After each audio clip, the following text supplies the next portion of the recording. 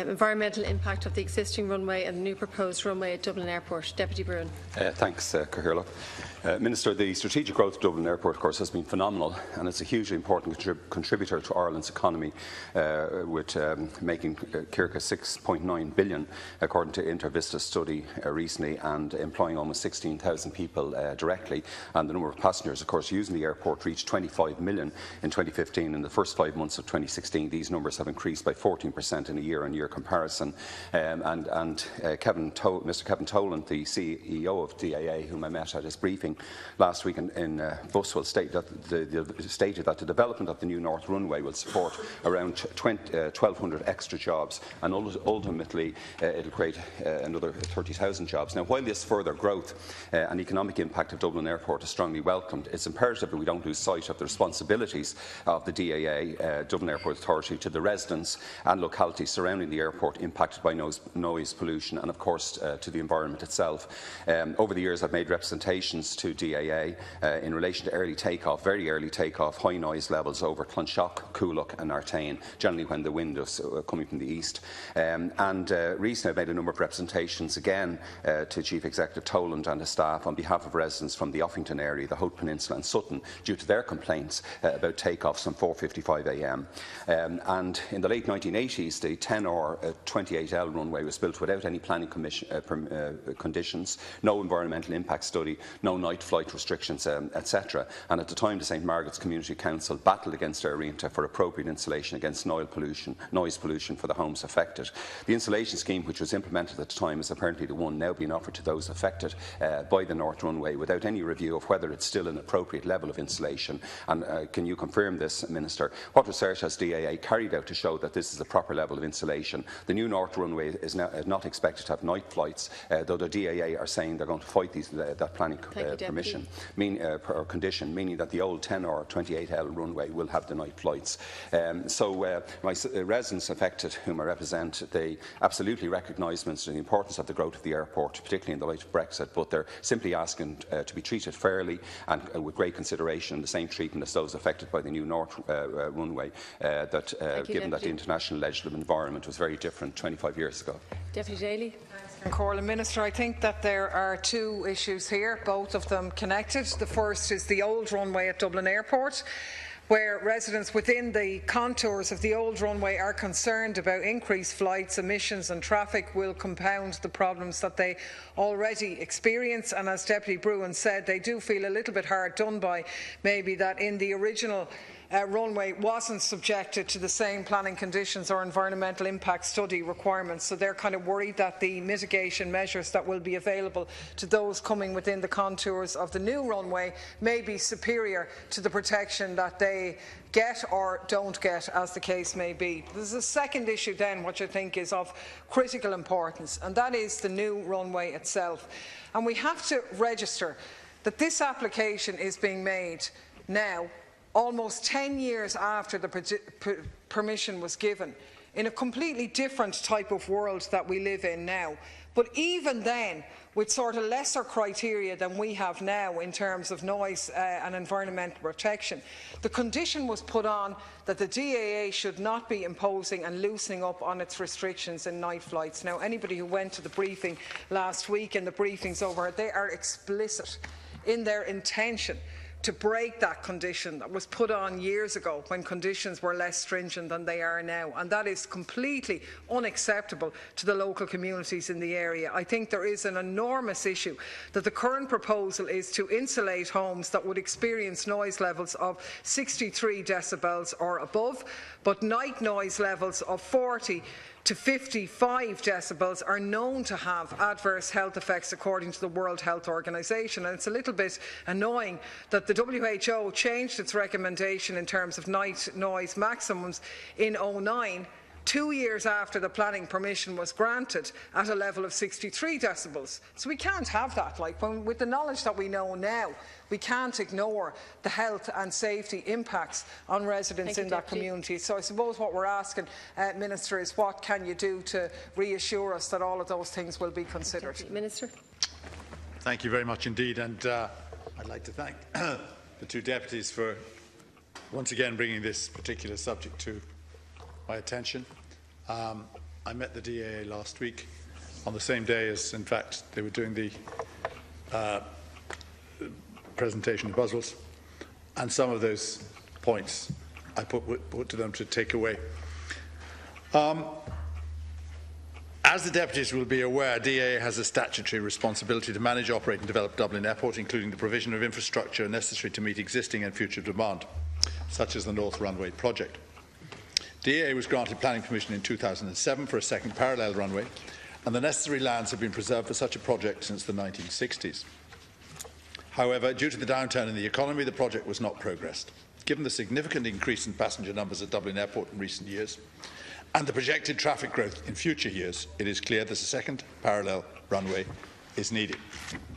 Against this background, DAA announced their decision to proceed with the development of the North Runway project in April 2016.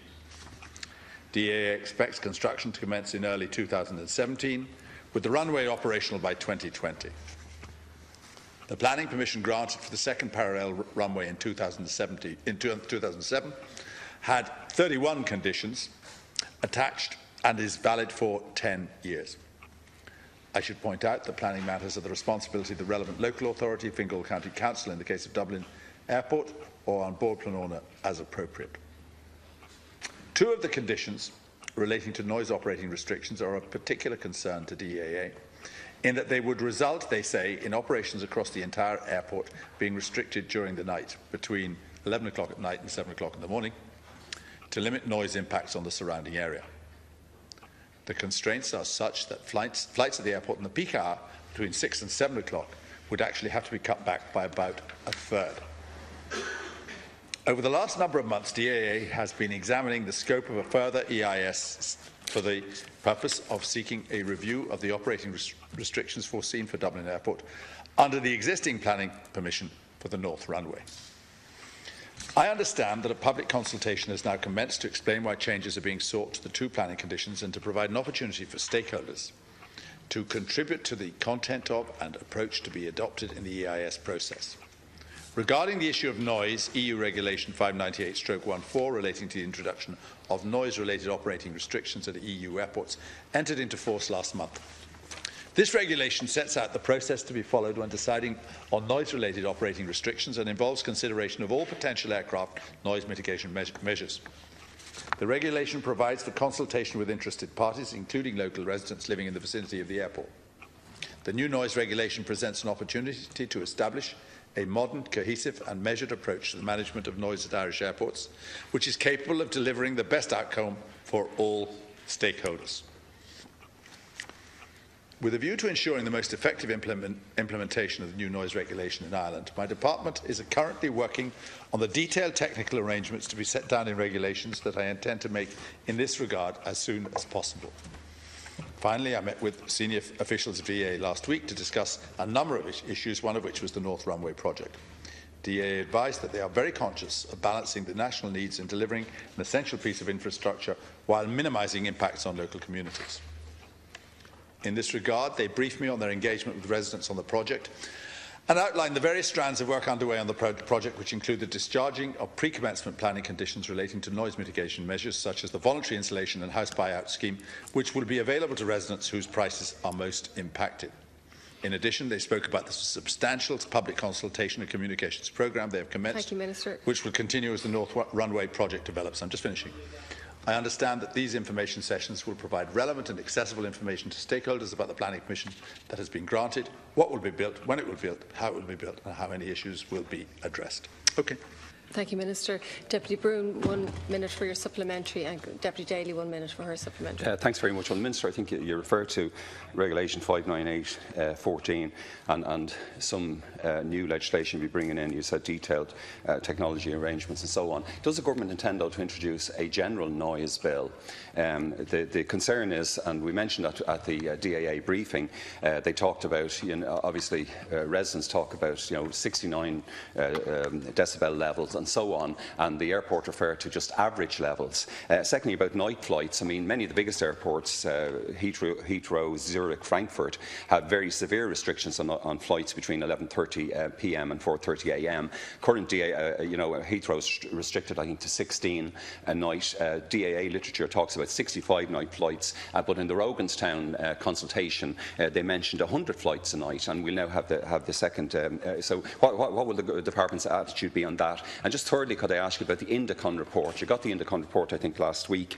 It's talking about competing terminals. It also talks about a possible second airport for Dublin. Thank you, Deputy. What's your attitude to those? Minister, there's grave concern, I think, from the most affected residents, those within and close to the noise contours, and obviously we'll be expecting a very strong response from you. Deputy Daly. Yeah, I think, in fairness, Minister, when we did raise this at Minister's questions, you were very forthright in terms of your support for residents in the area, the need for them to be adequately compensated, and those points were registered by the local communities and welcomed. I think your answer is very explicit as to the intentions of the DAA. They intend openly to breach this restrictive night flight condition. And to try and do that, even though 10 years ago, when standards were less, it was deemed to be not acceptable for the local communities. And we want to say here it is still, and even more so, not acceptable now. And the reality is that there's no business or connectivity imperative behind that proposition of that early morning glut. It is simply in place to enhance the profitability of the carriers, particularly the ones who want to have an aircraft return to base and go back out on another leg. So you have early morning flights departing to sun destinations where actually the passengers would far prefer to go mid-morning, for example. So that morning glut is all about aircraft going out and coming back in time for a second leg. And we want to say strongly that the profits of airlines is of a lesser concern to the well-being of the local community, and it's unacceptable that those conditions will be breached, that we wouldn't have a cost-benefit impact from this proposal, which hasn't been done. It needs to be done holistically, and I hope you take those points into account. Yes, I'd like to thank the deputies again for bringing this to my attention. I don't think you'll find a more sympathetic audience or minister to the problems of the residents than I would be in this. I'm particularly conscious of the difficulties that they have, although I must say that the number of complaints landing on my desk is not as many as I would have expected. But that's probably because they're complaining to you rather than complaining to me. But I have been conscious of this for some time, and I'm quite happy that you yourselves are obviously delivering that message to me, and I'll keep in communication with you. The issue of compensation, which was raised by Deputy Daly there, when I met the DAA, Kevin Toland and Pádraig Éireann, the chairman, last week, I asked them what sort of measures they had in mind, and they addressed the issue of insulation, which I didn't think was necessarily the be-all and end-all. But they did talk in terms of paying people premium prices for their houses. Now, I didn't, if they were disturbed or if they had to move, but I understood that. By that, I understand that it's not just the market price they're talking about. And I would take some sort of encouragement from that. We weren't specific on it, but I will continue to pursue them on that particular issue if people do feel that the noise is so great that they have to move. And I think in certain circumstances that is a disturbance which is not warranted, and nobody actually deserves. They're unfortunate victims of what is obviously a necessary development in the infrastructure of the country. On the issue of the, I take fully your point about it being about the conditions having been, some of the conditions having been set for noise many years ago, and I think that will be something they bear in mind, and particularly in the public consultation process. On the issue of the Indicon report and competing terminals, which was raised by Deputy Broughan, I'm just reading the Indicon report at the moment, and obviously that's something which will have to be considered. Will have to be considered in the light of developments at the airport. I've got an open mind about that, and I'll be discussing it with various parties in the near future. Thank you, Minister.